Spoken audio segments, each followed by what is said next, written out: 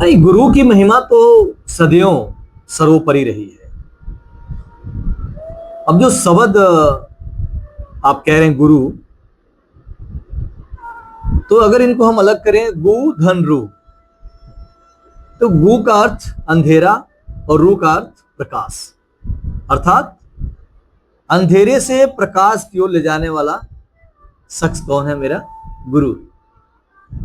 और केवल अंधेरे से प्रकाश क्यों नहीं, आपके जीवन में भी प्रकाश भरने वाला गुरु कहलाता है। आप बेकार थे, बेरोजगार थे, एक व्यक्ति मिला, वो कहा कि आओ हम तुम्हें ट्रक चलाना सिखा देते हैं। वो व्यक्ति आपका उस्ताद बना, आपका गुरु बना। और क्या किया उसने? आपका वो जीवन जो पर्पजलेस था, एमलेस था, उसको उसने एक टारगेट दे दिया। इसलिए कहा गया है कि गुरु का स्थान सर्वोपरि होता है।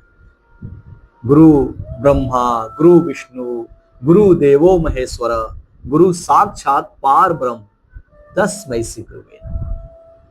स्कंद पुराण का ये श्लोक इतनी ऊंची बात कह जाता है। इसलिए हमारे जीवन में जो हमें सही मार्गदर्शक देता है, जो हमें गुरु के जैसा व्यवहार करता है, मेरी सुनी दुनिया में, मेरी सूखी कुटिया में, मेरे उदास मन में आनंद, रोशनी, प्रकाश भरता है, उस गुरु की बात को हमेशा वैल्यू देना चाहिए। आप सभी वो घटना जानते हैं, रामचरितमानस में इसका जिक्र किया गया कि राजा दशरथ चौथापन आ गया, एक भी संतान नहीं। और संत शिरोमणि गोस्वामी तुलसीदास जी महाराज ने लिखा कि जब सब तरह से दरवाजे बंद हो गए तो अवध नरेश राजा दशरथ को ध्यान आया अपने गुरु का,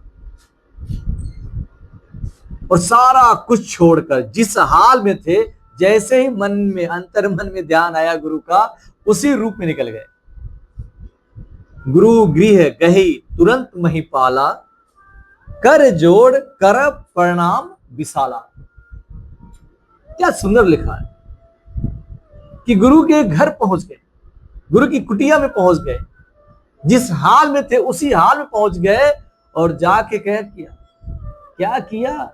कर जोड़ करु प्रणाम विशाला, साष्टांग दंडवत प्रणाम किया। अर्थात इतना नमस्कार नहीं, इतना बड़ा नमस्कार। कभी कभी लगता है कि ये संसार भी ऐसे ही है। जिस व्यक्ति से काम पड़ जाता है उसको लंबा नमस्कार डालते हैं, नमस्कार, नमस्ते, गुड मॉर्निंग, इतनी स्माइल लेके करते हैं हम, क्योंकि काम है उस आदमी से। अरे आइए, बैठिए, इतनी तवज्जो देते हैं। लेकिन गुरु कोई साधारण व्यक्ति नहीं है, साक्षात पार ब्रह्म से कहा जाता है। कहते हैं राजा दशरथ को उठाया, बैठाया सिंहासन में, पानी दिया, कारण पूछा इतने व्याकुल क्यों हो। राजा दशरथ विह्वल होकर, जैसे एक बच्चा अपनी माँ को सारी घटना सुनाता है, सारी दिल की अरमानों को उड़ेल के रख दिया।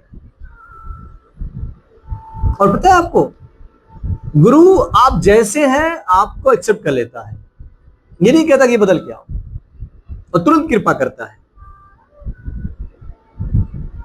गुरु ने परमात्मा का सहारा लिया, अरदास किया कि हे मालिक कृपा करो, वो सारी चीजें आप सबने सुना।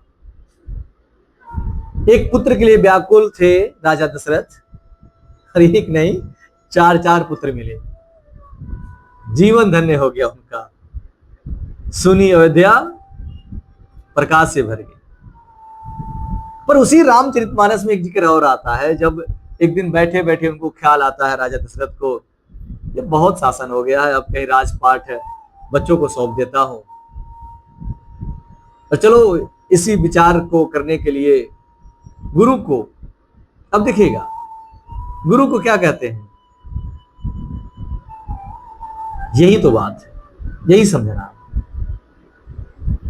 लिखा गया रामचरितमानस में, तब नर नार वशिष्ठ बुलायो। क्या किया राजा दशरथ ने? मंत्री सुमंत, जाओ हमारे गुरुदेव को बुला ले। अब खुद चलकर नहीं गए, अब आदेश दे रहे हैं जाओ बुला के ले आओ, क्योंकि अब कोई काम नहीं था। काम तो हो गया, इच्छा पूरी हो गई। बेशक राजा दशरथ के जीवन जो दुख हुआ उसके बहुत सारे कारण थे,